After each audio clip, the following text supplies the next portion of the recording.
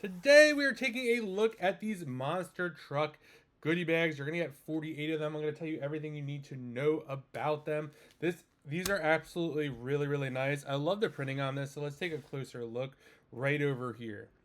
You're gonna get different colors on here. So we have a green, we have a blue, we have a yellow, and then we also have a red. They alternate in colors here. Really sturdy. Also has a handle. They say happy birthday on them. You'll see they're very um, durable.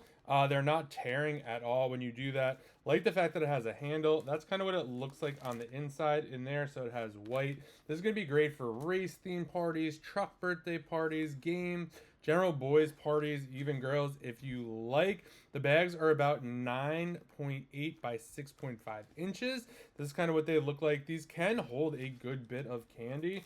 I mean, I don't have a measurement. All candy is different. But you can see here, I could put my whole hand inside. If I make a fist, I have a fist right now. You'll see right over there, that can hold a decent bit of candy.